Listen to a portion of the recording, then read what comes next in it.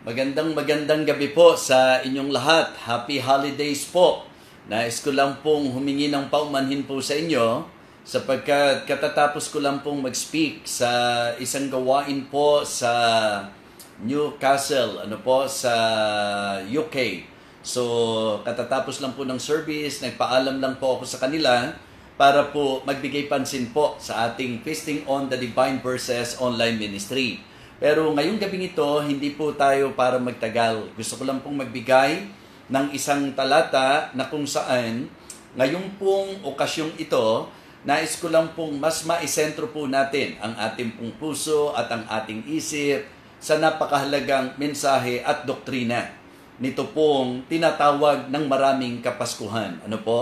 Sa Blessed Hope, gusto ko lang i-congratulate po kayo, Blessed Hope Baptist Church, sa inyo pong matagumpay na sambang gabi na kung saan ginamit nyo pong opportunity para sa ilang sunod-sunod na gabi ay magkaroon po ng tinatawag nating pagbabahagi ng salita ng Panginoon. So, congratulations po sa Blessed Hope Baptist Church, sa lahat ng mga tagapangasiwa, syempre po sa butihing pastor. So, muli po, magandang gabi po sa inyong lahat. Tayo po ay dumako sa Panginoon sa panalangin, sapagkat ngayon po, tayo po ay tatalakay ng isang simpleng mensahe po, maiksing mensahe lamang po, para po hindi tayo makaskip sa magandang mapag-usapan po natin mula po sa katotohanan ng salita ng Diyos. Sige po, let us pray. Dakilang Diyos, ngayong gabing ito, kami po ay nagpupuri at nagpapasalamat sapagkat binigyan mo pa rin kami ng pagkakataon na sa kabila po ng speaking engagement ng inyong lingkod, ay umabot po ako na makapagbahagi ng iyong mensahe sa bawat isa na laging naghihintay ng mga katotohanan mula sa amin pong pag-aaral. Dakilan Diyos, hiling ko po na ikaw ang siya magbigay ng patuloy na basbas sa bawat isa po sa amin. And we want to thank you, Heavenly Father, because of your blessing, lalo na po sa salvation na tinanggap po namin. Panginoon, wala pong maitatapat sa iyo pong kaligtasang kaloob sa mga sinumang mananampalataya. Kaya hiling ko po dakilang Diyos na patuloy ka pang magligtas at hiling ko rin po dakilang Diyos ang iyong patuloy na pagpapala sa buhay ng bawat isa. Nawa dakilang Diyos, kami po ay patuloy na abutin mo sa pamagitan po ng aming pagsasalo-salong ito. Thank you so much, Heavenly Father. And again, pagpalain mo po ang iyong mga anak, pagpalain mo po ang bawat isa. Ito po ang aming panalangin sa pangalan po ng aming Panginoong Jesus. Amen. Amen. So again, nagpapasalamat po ako sa mga naghintay. Actually po, pinag-iisipan ko talagang mabuti kasi may nagsabi po sa akin, parang maganda naman siguro. Pasko naman ngayon, pahinga muna po kayo, Bishop. Kaya lang po ang naisip ko, siguro kung magpapahinga ako, wag na ngayon. Dahil kung talagang ang sinesentruhan natin sa Pasko ay ang patungkol sa Panginoon, siguro the more na ngayon tayo dapat makapagbahagi ng salita ng Panginoon. Kaya nagpasya po ang inyong lingkod na tuloy pa rin po tayo, bagamat ngayon po medyo maiksi lang po ang akin pong ibabahagi, pero gusto ko maging beneficial pa din. So ako po'y natutuwa sapagkat doon po sa privilege na ibinigay po sa akin na magsalita po para sa huling gabi, ng sambang gabi, doon po sa Blessed Hope Baptist Church. Inilagay po ng Panginoon sa akin na yung kaisipan na kung ang pagano po ay may ikinukonsider na Christmas. Di po ba? So, bakit tayong mga Kristiyano ay hindi naman magbigay ng tamang konsepto sa Christmas? Kaya ang ginawa po natin, mga minamahal, by the way, happy holidays sa bawat isa. So talagang pagkatanggal ko po, pag-exit ko po, pasok po tayo kaagad dito. So kaya unawain nyo po na medyo talagang hindi ko alam kung paano magte-take off kaagad. But anyways, ang gusto ko pong sabihin sa inyo, kung ang pagano ay may ikinukonsider na Christmas, bakit hindi tayo magkaroon ng konseptong Kristiyano sa usapan ng Christmas? Kasi ang nagpapamali kadalasan, hindi lang yung pinag-ugatan kundi yung kanila pong pamamaraan. So kaya ang natutuwa po ako sa message na ipinagkaloob ng Panginoon sa akin sa Blessed Hope. So sabi ko, siguro ang maganda na lang, kunin natin yung word na Christmas at ito po yung na-share ko nga po sa ating mga kapatid na nakasentro talaga sa Panginoon na yung letter C, the Christ. Di po ba? Yung letter H, the Holy One. Yung letter R, the Redeemer. Yung letter I, the Incarnate. Di ba? Christ, the Son of God. Letter S, di po ba? Son of God. Yung letter T, the Truth. Yung letter M, Master and Lord. Yung letter A, Alpha and Omega. Yung letter S, Savior for all men. Pag tinignan nyo po, lahat ng yan, nakasentro po sa ating Panginoon, at lahat ng yan ay may mga talata po sa banal na kasulatan. Diba? Sabi po ni Peter, "Thou art the Christ, the Son of the living God." Ang sabi po doon sa Luke chapter 2, "For unto you is born this day in the city of David a Savior, which is Christ the Lord." Diba? The anointed one, mga kapatid. So, yung Holy One, He is the Holy One of Israel, mga kapatid. Siya po ang banal ng Diyos, mga kapatid. And then, yung pong Redeemer. "But when the fullness of the time was come, God sent forth His Son, made of a woman, made under the law, to redeem them that were under the law, that we might receive the adoption of son." So, makikita nyo po, Redeemer po siya, mga kapatid. And then, the Incarnate, Christ. Pinakita ko po sa inyo na siya po yung nagkatawang tao, di ba? Nagmanifest po siya. At ito nga po ang katibayan. May inaalala tayong kapanganakan po niya. Yung kapanganakan niya, referring po doon sa kanyang humanity. Kaya doon sa Isaiah 9, 6 and 7, diba? Sa Isaiah chapter 9, verse number 6, ang sabi po, "For unto us a child is born," referring to Jesus Christ being the Son of Man. Di po ba? Humanity.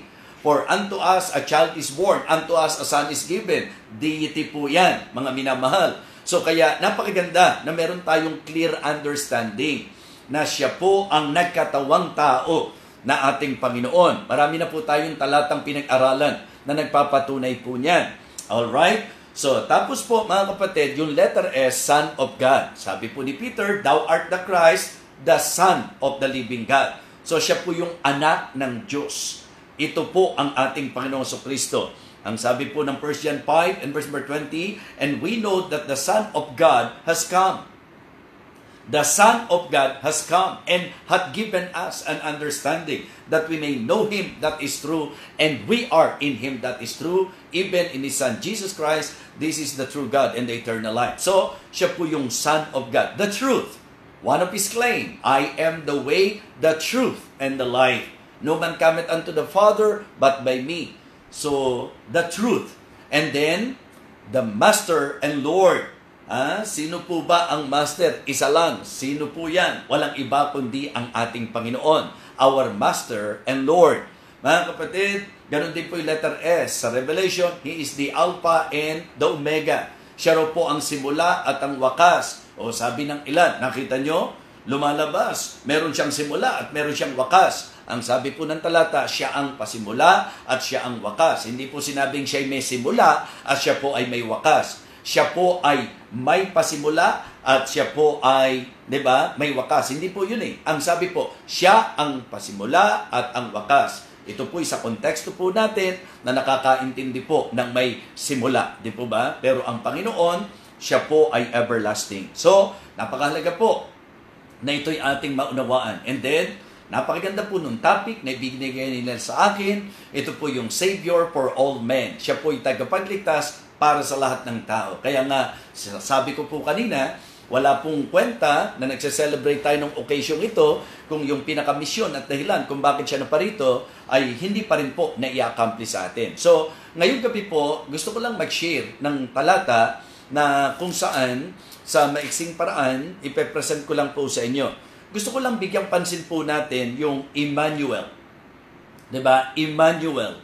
Ang sabi po ng Matthew chapter 1 and verse number 23, "Behold, a virgin shall be with child, and shall bring forth a son, and they shall call his name Emmanuel, which being interpreted is God with us."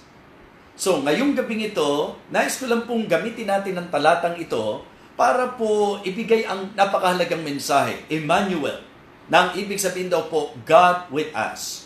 Sa isang maiksi at simpleng paraan, gusto ko pong sabihin sa inyo na ito po ay ang patungkol sa tinatawag nating person of our Lord Jesus Christ.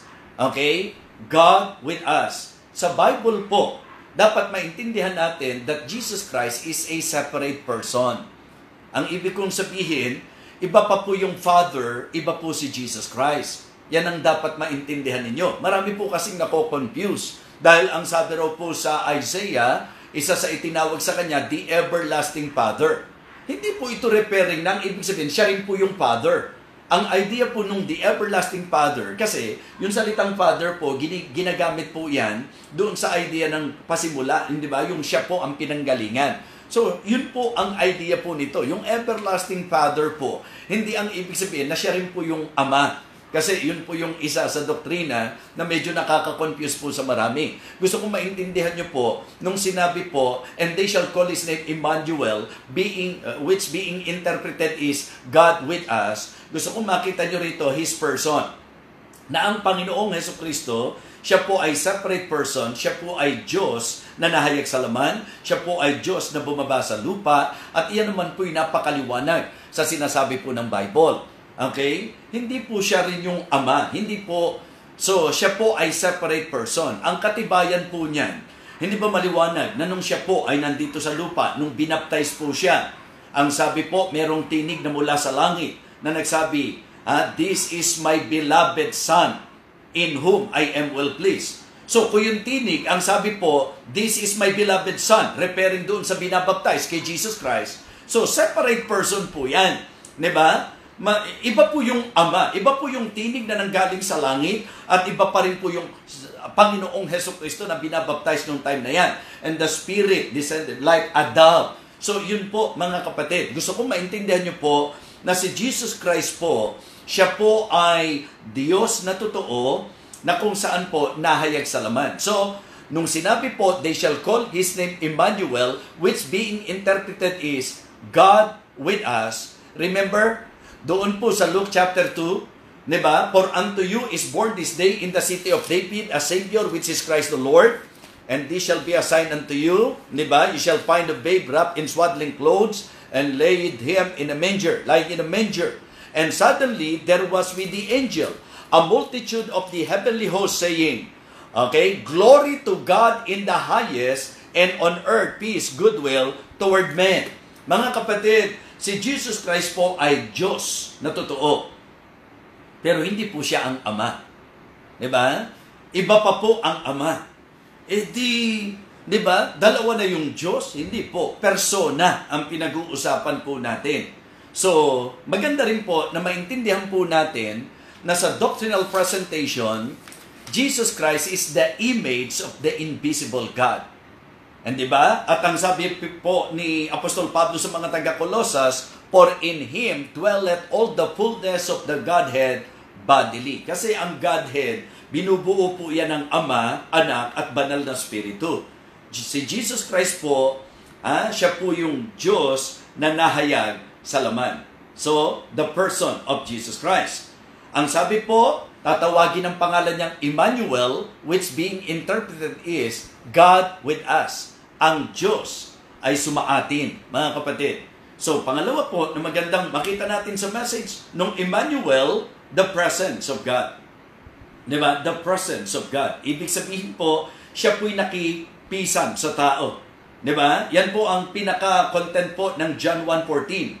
And the Word was made flesh and dwelt among us. Diba? And we beheld His glory. The glory as of the only begotten of the Father, full of grace and truth. Diba? So ito po ang ating Panginoong Kristo. Kaya anong sinabi pong, tatawagin mo ang pangalan niyang Emmanuel, which being interpreted is God with us. Hindi lang pinag-uusapan yung kanyang person, but also His presence.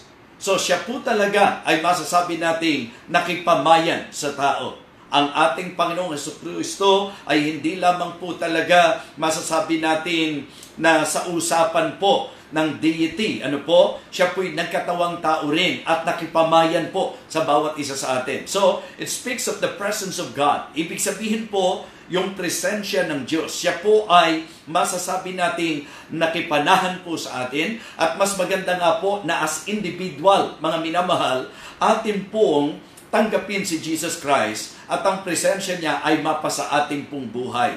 Yun po ang napakahalaga sa atin po bilang mga masasabi po nating nangangailangan sa ating Panginoon.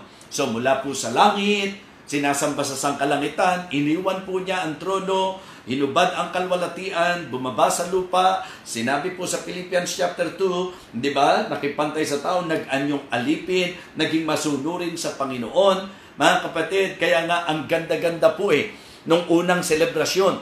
Nung unang selebrasyon, ang ipinagdiriwang talaga, siya po talaga. Sige po, pansinin po natin muli. Yun sinabi po sa Luke. Diba? Ang ganda po nung makikita nyo pong record na ito. Ang sabi ng verse number 8, "And there were in the same country shepherds abiding in the field, keeping watch over their flock by night. And lo, the angel of the Lord came upon them. And the glory of the Lord shone round about them, and they were sore afraid. And the angel said unto them, Fear not, for behold, I bring you good tidings of great joy, which shall be to all people. For unto you is born this day in the city of David a Savior, which is Christ the Lord. And this shall be a sign unto you, you shall find the babe wrapped in swaddling clothes, lying in a manger. And suddenly there was with the angel a multitude of the heavenly host, praising God and saying, Glory to God in the highest, and on earth peace, goodwill toward men." Alam niyo po, ang presensya ng Panginoon ay mensahe po ng kapayapaan. Diba?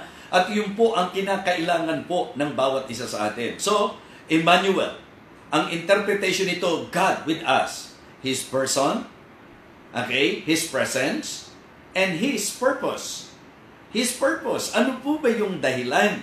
Bakit po ba siya nakipamayan sa tao?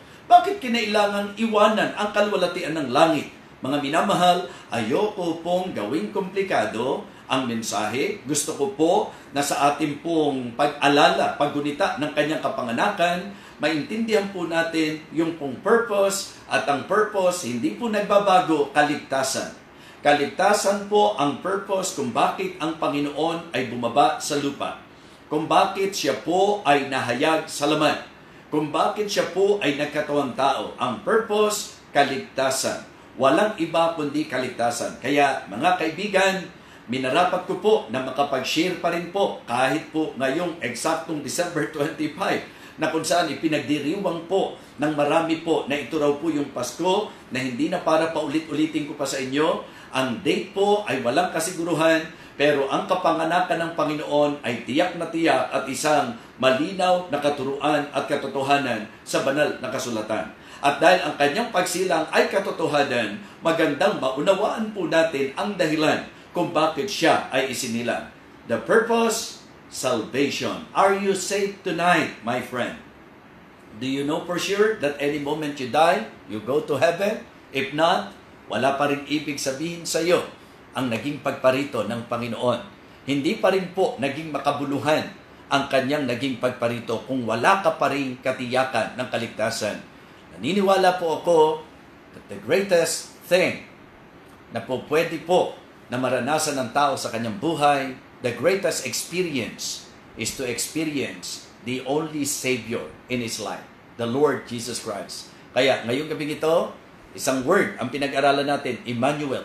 Ang ibig sabihin daw po ng Emmanuel, which being interpreted is God with us. His person. Always remember that Jesus Christ, siya po ay separate person.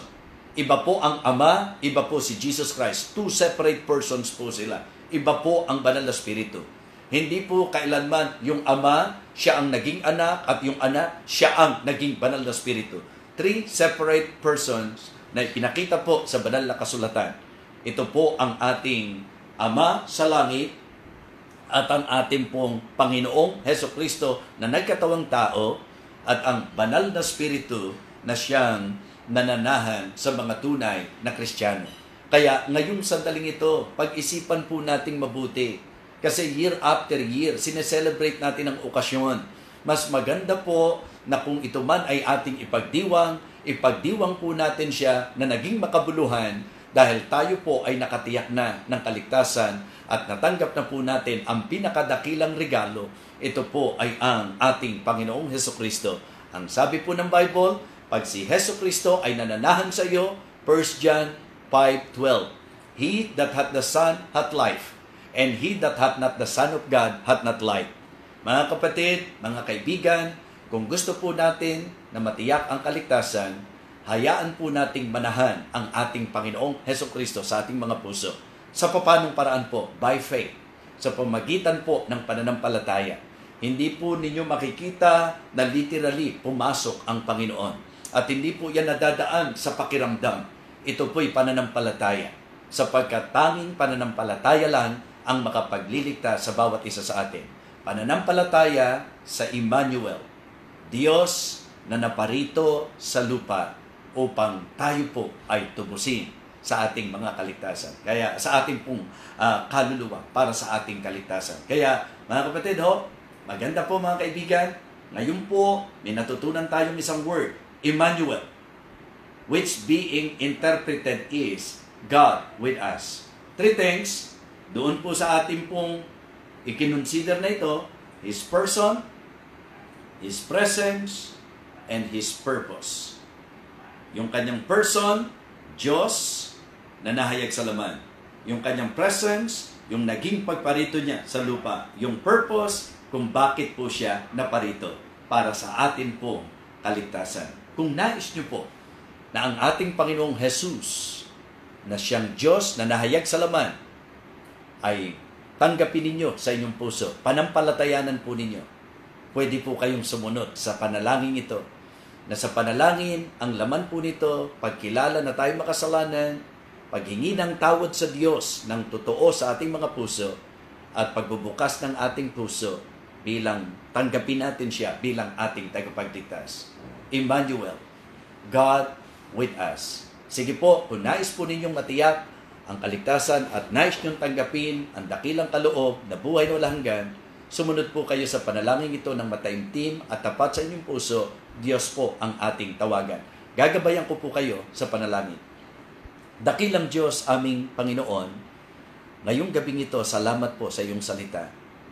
Salamat po sa napakahalagang mensahe, Emmanuel, na ang ibig sabihin po, ang Diyos ay sumaamin. Ang Diyos ay bumaba sa lupa. Panginoon, inaamin ko po na ako'y makasalanan. Na ako po'y mapapahamak. Hindi ko po kayang iligtas ang aking sarili. Kaya patawarin mo po ako, Panginoon. Patawarin mo po ako sa lahat ng aking mga kasalanan. Panginoon, nais kitang sampalatayanan. Binubuksan ko ang aking puso. Nais kitang tanggapin bilang aking tagapagligtas. Buong pananampalataya, ikaw ang aking tagapagligtas. Ang iyong ginawa, ang aking pong kinikilala para sa aking kaligtasan. Panginoong Jesus, be my Savior. Thank you so much sa buhay na walang hanggan, sa kaligtasan, sa dakilang kaloob, sa regalo na buhay na walang hanggan. Ito po ang aking panalangin sa pangalan po ng aking Panginoong Jesus. Amen. Amen. Kaibigan, kung ngayong gabing ito, tayo po ay sumunod sa panalangin nang meron pong maliwanag na kaunawaan na ang kaligtasan po ay ginawa lang ng ating Panginoong Jesucristo. Wala po tayong bahagi doon. Siya lang po. Ang ginawa lang po ni Jesus, na siya'y bumaba sa lupa, siya po ay nagtigis ng dugo, siya po'y namatay, nalibing at muling nabuhay. Yun po ang gawa para sa ating kaligtasan. Ang ating pong bahagi ay pananampalataya. Pananampalataya na ipinahayag sa pag-amin na tayo po'y makasalanan, pagsisisi at pagtanggap sa Kanya. At kung tunay po na kayo'y nanampalataya, panghawakan po natin ang Kanyang pangako. Ito po ang buhay na walang hanggan.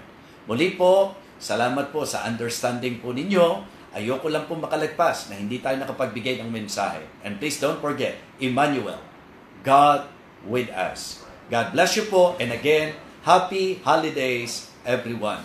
Mahal po namin kayo sa Panginoon.